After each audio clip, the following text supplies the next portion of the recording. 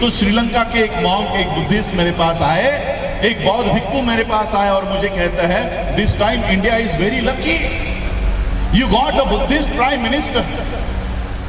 इस बार भारत को एक बौद्ध प्रधानमंत्री मिला है। मैंने उनको पूछा, आपको किसने कहा कि हमारा प्रधानमंत्री बौद्ध है? वो कहते हैं, वो हमारे देश में आते हैं तो बुद्धा की मूर्तियां लेकर आते हैं, बुद्ध विहार में जाते हैं, क्या वो बौद्ध नहीं है? आज विश्व में इस देश के प्रधानमंत्री की आइडेंटिटी, इस देश के प्रधानमंत्री की पहचान बुद्धिस्ट है।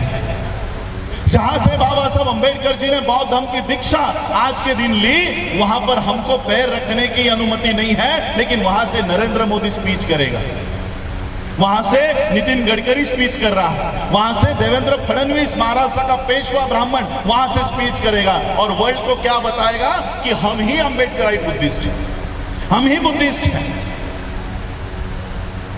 इस तरह का घुसपैठ आज इस धम्म में चल रहा है, इस तरह की घुसपैठ चल रही है। क्यों? क्योंकि जिनका वो धम्म है वो उस धम्म की ओर देख नहीं रहे हैं और इन लोग, ये जो लोग हैं, इनका झूठा वो हमारे हाथ में दे रहे हैं और हमारी सोने की थाली वो चुरा कर लेकर जा रहे हैं। हम उनके झूठे 33 करोड़ देवी देवताओं के चक्कर में पड़े हुए हैं और वो हमारा सोने का बुद्ध उठाकर घूम रहे हैं। मैंने एक दिल्ली इंटरनेशनल एयरपोर्ट पे मैंने एक लाइव किया था, वहां पर मुझे एक बड़ी सी किताब का चित्र देखने को मिला और उस किताब का नाम था a monk who became chief minister, a monk who become chief minister. और इसी वेश में योगी आदित्यनाथ का फोटो वहां पर लगा हुआ था। यानी ये विदेशों में क्या प्रचार करते हैं कि उत्तर प्रदेश का चीफ मिनिस्टर ये बौद्ध भिक्षु है, इस देश का प्रधानमंत्री एक बौद्ध प्रधानमंत्री है। इस तरह का प्रचार कर करके वो सारे बाबा साहब ने आपको दिए हुए अधिकार वो चुरा कर लेकर जा रहे हैं और आपको महार, चमार, वाल्मीकि, जाठव और गडियारा, पता नहीं किस किस नामों से वो आपको संबोध रहे हैं। और इसलिए हम लोगों को बाबा साहब अंबेडकर जी ने जो बौद्ध धर्म के मार्ग पर हम लोगों को चलना सिखाया है, उसके ऊपर जाना हम लोगों को चलना, उसके ऊपर जाना सीखना चाहिए। बाबा साहब अंबेडकर जी ने हम लोगों को उस समय कहा था कि ये रिजर्वेशन के लिए अगर आप लोग बौद्ध धर्म की ओर आने से बच रहे हो, बाबा साहब अंबेडकर जी ने कहा कि ये रिजर्वेशन मैंने ही आप लोगों को दिया है, मैंने ही आप लोगों को दिया है और ये मत समझो कि बौद्ध होने के बाद आपके अधिकार चले जाएंगे। बाबा साहब ने कहा आप बौद्ध बिंदास बौद्ध बन जाओ, आपके सारे अधिकार मेरे कोर्ट के खिसे में सुरक्षित है। बाबा साहब ने हमारा वो प्रावधान कर रखा है। हम लोगों को ये सरकार, ये व्यवस्था ये डरा कर धमका कर रखी है कि अगर आपने हिंदू धर्म का त्याग किया तो आपके अधिकार चले जाएंगे, आप लोगों के अधिकार चले जाएंगे। और इसलिए हम लोगों को ये डरा धमका कर हिंदू धर्म में आप लोगों को फंसा कर रख रहे हैं। इसलिए हम लोगों को खुले तौर से बौद्ध धर्म की दीक्षा आज के दिन देखिए, आज हम लोग सब इकट्ठा हुए हैं, अशोका विजयादशमी को मना रहे हैं। हम लोगों को बाबा साहब अंबेडकर जी, हम सभी लोग बाबा साहब अंबेडकर जी के अनुयायी हैं। जो काम हमारे महापुरुषों ने किया उसका अनुकरण हमें करना चाहिए। सिर्फ बाबा साहब अंबेडकर जी को आकर माथा टेकने से, हाथ जोड़ने से, फूल चढ़ाने से, कैंडल जलाने से बाबा साहब के ऋण कभी नहीं फिटने वाले हैं। इसलिए हम लोगों को बाबा साहब ने जो काम किया है, जो दिशा बताई है, उसका अनुकरण हम लोगों को करना चाहिए। मैं इसलिए आज आप लोगों के समक्ष आया हूँ क्योंकि मैंने भंडारी जी से कहा था कि मुझे बम्बई से ऑस्ट्रेलिया जाना है, मैं दिल्ली नहीं आ पाऊंगा, लेकिन फिर भी मैं आज आप लोगों के यहाँ आया कि राजेंद्र पाल गौतम जी के माध्यम से पूरे देश भर में, सिर्फ दिल्ली में ही नहीं, आज भी एट ए टाइम कितने कई सारे राज्यों में जय भीम मिशन हो, बुद्धिस्ट सोसाइटी ऑफ इंडिया हो, हम लोग काम कर रहे हैं और एक बहुत बड़ा मैसेज वर्ल्ड को देने वाले हैं, पूरे विश्व को देने वाले हैं। यहाँ पर कम से कम हम लोग 5 करोड़ के संख्या में लोगों को बौद्ध दीक्षा का कार्यक्रम हम लोग आयोजित कर रहे हैं। हमारे पास आज साधन नहीं है, हमारी इस जानकारी को कोई टीवी चैनल वाला नहीं दिखाएगा, कोई न्यूज़पेपर वाला नहीं छापेगा, इसलिए हमें भी उनके टीवी चैनल पर और न्यूज़पेपर का इस्तेमाल हम भी नहीं करना चाहते।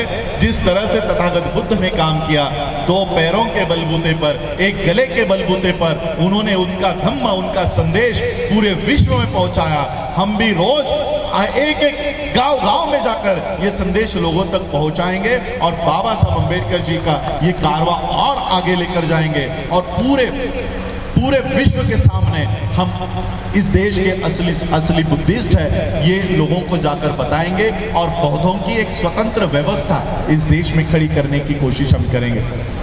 देखिए ये जो पीछे इमारत खड़ी है ये भी बाबा साहब ने उस समय बनाई 1946 में। हमारे सर यहाँ पर बैठे हुए हैं, कुमार सेन बौद्ध जी यहाँ पर बैठे हुए, वो इस व्यवस्था को पूरा देखते हैं। उस समय बाबा साहब ने ये नींव रखी है और इसलिए आज हम लोगों को बुद्धिस्ट नींव रखनी होगी। हमारे खुद के एजुकेशन सिस्टम, हमारी खुद की बैंकिंग सिस्टम, हमारी खुद के हेल्थ सिस्टम, इसके ऊपर हमको काम करना है। हम बौद्धों के लिए आज मैं श्रामणेर इसलिए बना हूँ क्योंकि श्रामणेर अवस्था में ही मैं वर्ल्ड के बुद्धिस्टों को जाकर बताऊंगा कि भारत में बौद्धिज्म को अगर रिवाइव करना है, सरवाइव करना है, तो हमें ये सारी व्यवस्था भारत में खड़ी करनी होगी।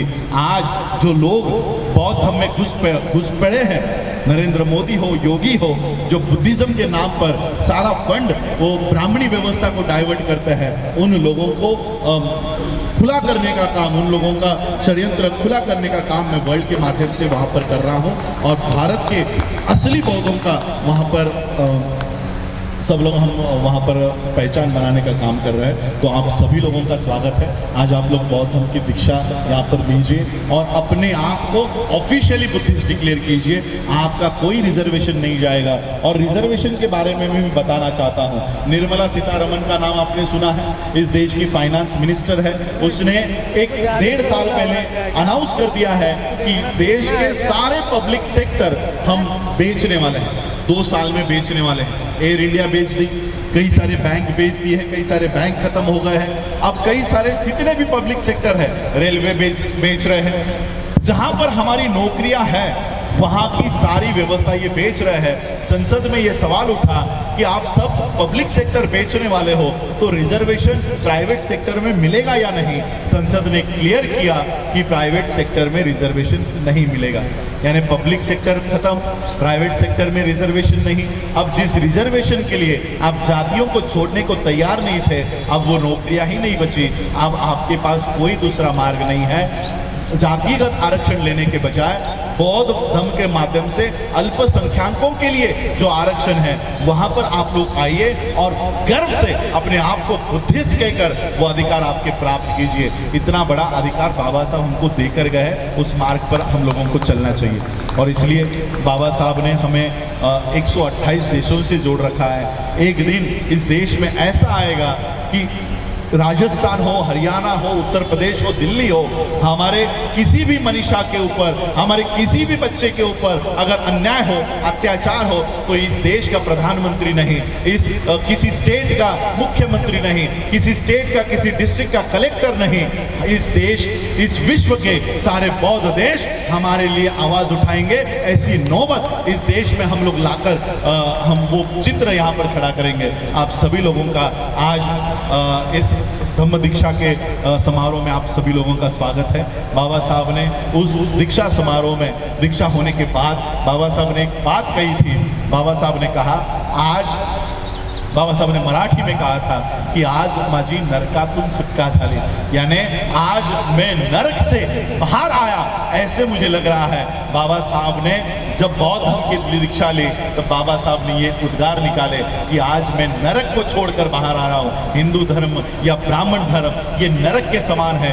नरक की कॉन्सेप्ट बुद्धिज्म में नहीं होती, स्वर्ग की कॉन्सेप्ट नहीं होती, लेकिन अगर नरक कहीं होता, कैसे होता, तो वो ब्राह्मण धर्म के समान होता। तो इस तरह से बाबा साहब ने विधान किया। मैं भी आप लोगों को, जो ब्राह्मण धर्म में आप लोग पड़े हो, उस नरक से बाहर आकर ये बौद्ध धर्म में आप लोग शामिल हो जाओ, इसलिए आह्वान करता हूँ। आप सभी लोगों ने मुझे आमंत्रित किया, उसके लिए आप सभी लोगों का आभार। हमारे Delhi state president CS Bhandari ji और हमारे समता सैनिक दल के, आम आदमी पार्टी के मंत्री बाद में है हमारे लिए, हमारे समता सैनिक दल के सैनिक हैं और बाबा साहब अम्बेडकर जी के एक सैनिक के रूप में हम उनको देखते हैं। उनके माध्यम से धम्म का ये जो मूवमेंट पूरे देश भर में चल रहा है, उनके इस इस कारवां को भी हम लोग सब आगे बढ़ाएं, इतना आह्वान करता हूं और रुकता हूं। जय भीम, जय भारत, नमो बुद्धाय।